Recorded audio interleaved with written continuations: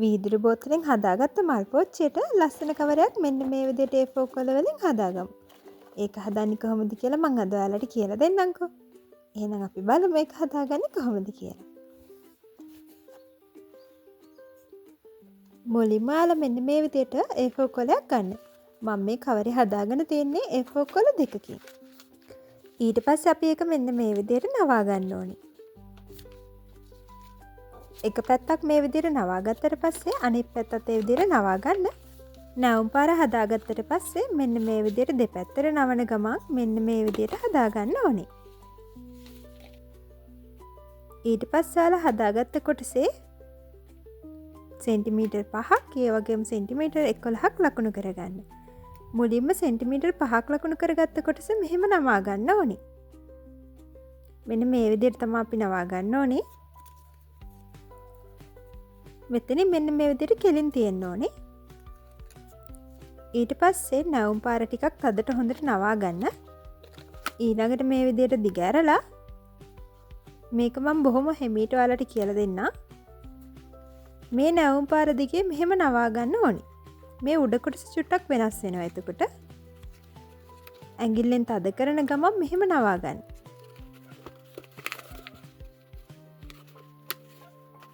මෙන්න මෙතන උඩ කොටසින් මෙහෙම තද කරන්න පුළුවන්. ඒ විදිහට කොටස් ටික සේරම අපි නවා ගන්න ඕනේ. උඩින් තද කරන ගමන් මෙන්න මේ විදිහට නවා ගන්න. උඩ කොටස් ටික විතරයි එතකොට වෙනස් වෙන්නේ. පල්ලෙහා කොටස් ටික වෙනස් වෙන්නේ නැහැ. මෙන්න මේ විදිහට නවා ගත්තට පස්සේ දිග ඇරලා බලුවම මෙන්න මේ විදිහට තමයි තියෙන්න ඕනේ. ඒ කොටස ওই විදිහටම අනිත් පැත්තට මෙහෙම හරව ගන්නවා. ඊට පස්සේ ඔයාලට පුළුවන් සෙන්ටිමීටර් 11ක් ලකුණු කරගත්ත කොටසට පල්ලෙහා ඉඳලා උඩට මෙන්න මේ විදිහට නවා ගන්න. සෙන්ටිමීටර් 11 ලකුණු කරගත්ත කොටස තමයි අපි මේ විදිහට නවා ගන්නෙ. ඊට පස්සේ කලින් හදාගත්ත කොටස මෙන්න මේ විදිහට උඩ අතට තියෙන විදිහට තියාගන්න. ඊට පස්සේ දැන් මේ යට කොටස් ටික තමයි වෙනස් වෙන්නේ. ආය පාරක් අර විදිහටම නවා ගන්න ඕනේ නැවුම් පාර දිගේම. මේක මුලින් නවන ටික විතරයි මේ විදිහට අමාරුයි වගේ තේරෙන්නේ. ඊට පස්සේ බොහොම පුංචි දෙයක් තමයි කරන්න තියෙන්නේ. මෙන්න මේ විදිහට ඇඟිල්ලෙන් පල්ලෙහාට තද කරන්න.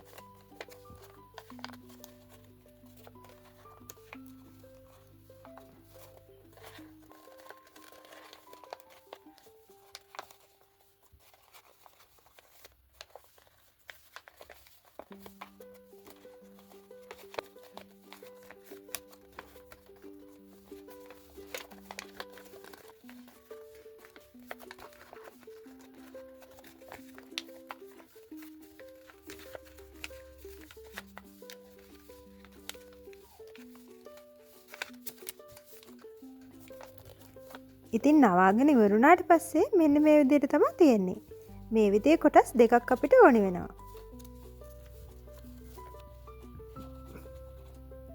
ඊට පස්සේ මේ විදිහට ගම් ටිකක් ගාලා කොටස් දෙක මේ විදිහට අලව ගන්නවා. ඉතින් ලස්සනට නමාගත්ත A4 කොලයක් මේ විදිහට පාවිච්චි කරන්න පුළුවන් ඔයාගේ මල් පෝච්චිය ලස්සන කරගන්න.